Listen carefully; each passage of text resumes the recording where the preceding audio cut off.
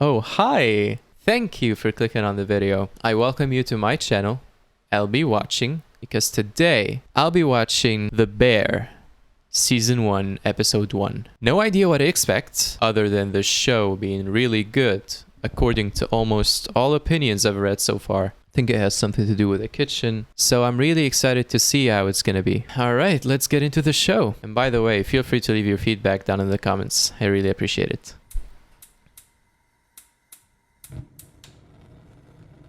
Sounds like a stove. Okay. Oh. Is that a bear in the cage? So he's releasing the bear. Wow. Paid for 25. Take it up a loop.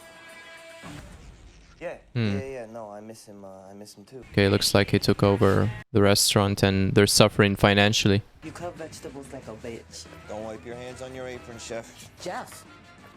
Chef. What am I, a coin star? That's like 300, 300 plus what?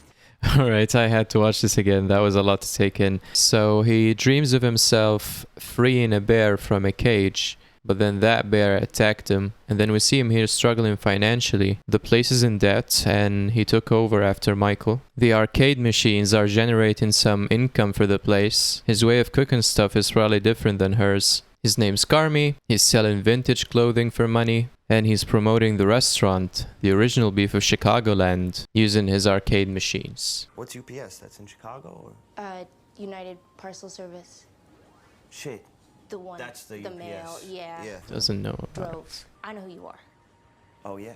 Yeah, I mean, you're the most excellent CDC at the most excellent restaurant in the entire United States of America. Wow. Okay, so that's why his cooking style is different. English is getting tight, Zeebs. You kidnapping ship captains? Your mom teach me doing sex. Oh, that's not. It's completely blowing followers, dog. We need the business. Nerds come in from Rockford to play. I mean, nothing by it. Sydney, St. Sweetheart's just part of our Italian heritage. That's beautiful. Thank you. Okay, Listen. so these guys are... Okay. Different mayonnaise and hiring new fucking bras without talking to me. Why didn't you leave it to you then?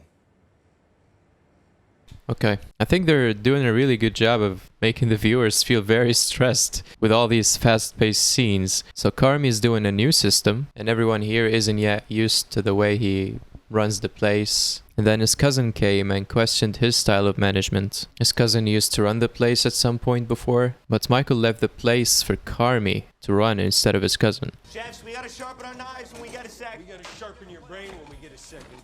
So he's treating this place like a fine dining restaurant. Hours to open, chefs. Who are you yelling at, Carmy? There's like 4 of us in here. Now, let me ask. But he doesn't have any taste. It was an underseasoned, oversauced mess. It took 7 hours to prep. Okay, This ever done a beef here in 25 this is years? so stressful. Finally a moment of quiet. Gravy stays the same. So, what are they gonna listen to then? I get him anywhere, Bear. It's just too difficult. Skullin and Bear? I didn't make it to the funeral. I don't know, I wasn't there. He wasn't in his brother's funeral? Over. No, swear to God. And I'm like, oh my God, where did you get that? Where did you steal that from the museum gift shop?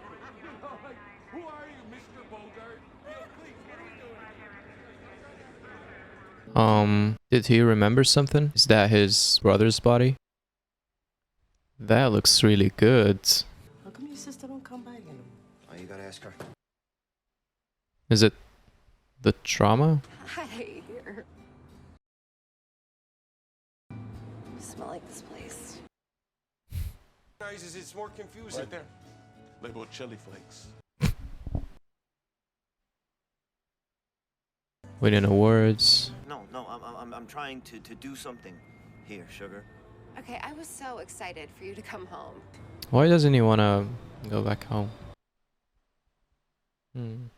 He seems to be emotionally attached to the place, and as we've seen so far, his relation with his family is complicated to say the least. Is he using this restaurant as an excuse in order to avoid going back home? What was his relation with his brother, the one who died, Michael? Like, I think he said that he wasn't there at the funeral. Was it because he couldn't take it, or... This is all very interesting so far. I mean, yes, it is very stressful, But that's the point, like, that's what it's like to be in his shoes. He's got his style, his standards, he's trying to run a place that is different from all this. And he's facing massive resistance from his cousin and from the financial instability. Let's continue then. Come on, what do you think? It's redundant and white, just like you. It's nice. We happy? We happy? Dude, he was like one of my best friends, but then fucking got dark at the end. And Corner, fucking how we looking on that bread? Coming out soon. Yeah, he sucks. Dude, he's not a nice guy. Richie. He's just he's sad inside. Fact. Dude, Ralph. They both name Ralph? Yeah, it's just like it's easier that way. Onion underarm. Okay, these guys are ready for the tournament. What?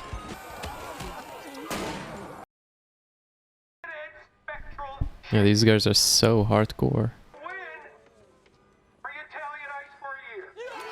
Ooh. Also, I hate litter. So do I.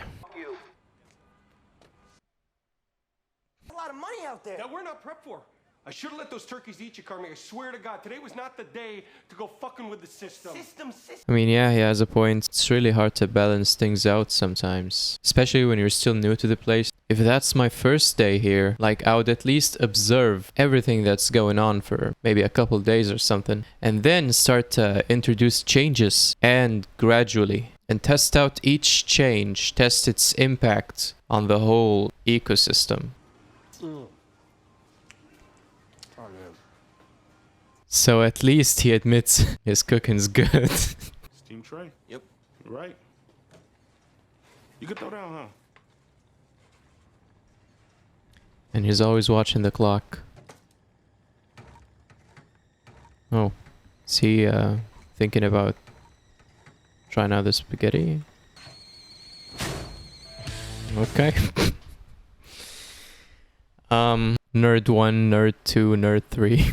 And there we go, a very interesting first episode of The Bear. I'm really interested to see about Carmen's past and how he's gonna evolve and mature. He probably could use his cousin's experience. It's really cool that we saw a lot of characters that doubted Carmen. They're starting to understand that he didn't win his awards for nothing. He has a lot of potential, but even if he's the greatest chef in the country, he probably isn't used to running places like this, like different kind of restaurants, and especially a restaurant that's financially struggling. I also really like how the restaurant workers, after a long stressful day of work and throwing insults at each other, they all sit together and enjoy a nice meal and have a fun, wholesome time together while still insulting each other, of course. We also saw Carmen struggle with the decision to make the spaghetti or not, and at the end he just threw the can of potatoes in the trash, and I think that means next time he's still gonna be trying to do things his way more than yielding to his